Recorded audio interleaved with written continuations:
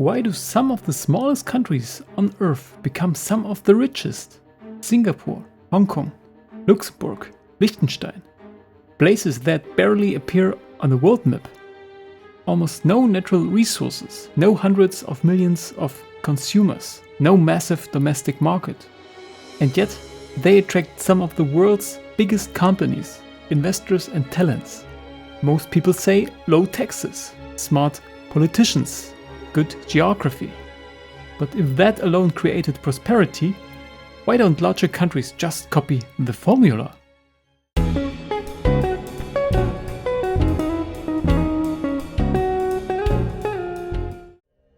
The common explanation is simple.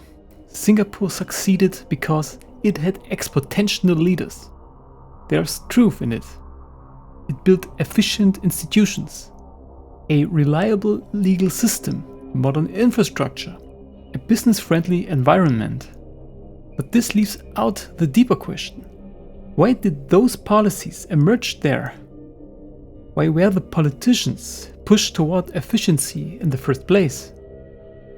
Because politicians respond to incentives too, just like entrepreneurs.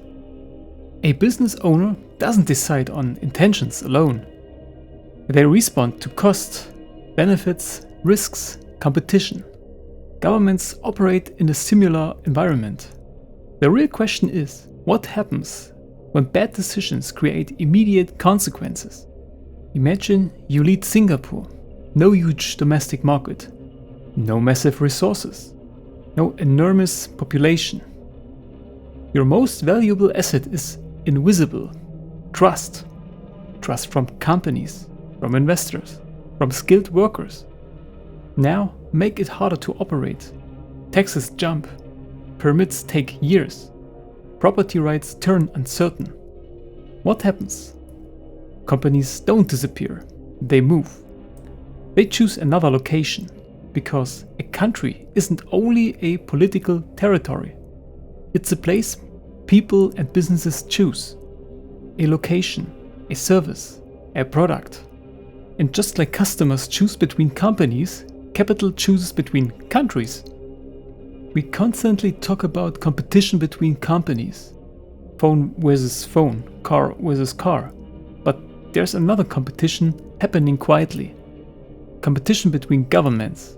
Not through advertising, but through tax systems, infrastructure, legal stability, and the ability to decide quickly. Singapore understood on reality it could not win through size. So it competed through quality, a world-class port, a global financial center, reliable infrastructure, predictable rules. The goal was simple: make companies want to stay. Now, the surprising question. If small states are so successful, why do they stay small? Why doesn't Singapore become a country of 100 million? Why doesn't Luxembourg become a European superpower?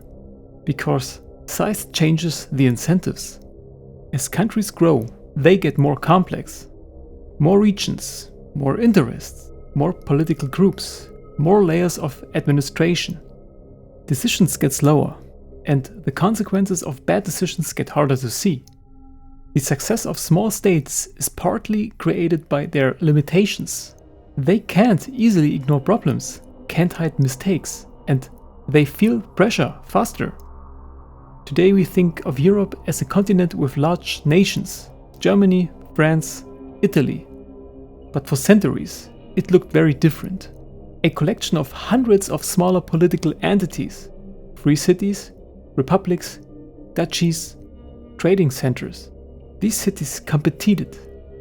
A merchant, unhappy with one city, could move to another. A craftsman could search elsewhere. Capital could leave. And rulers knew it, so they had to make their cities attractive. Europe didn't succeed despite this competition. A big part of its success came because competition existed. Different systems were tested, different institutions competed, people had alternatives. Large countries have enormous advantages, huge markets, more resources, greater scale, but size creates something else: distance. When one company leaves, the impact is often limited. When one industry declines, another may replace it. These costs of bad decisions appear slowly. This doesn't mean small is always better. The real question is, how much competitive pressure does a system need to stay efficient? It's a trade-off, scale versus discipline. Maybe the secret of successful small states isn't better politicians. It's that they face stronger consequences.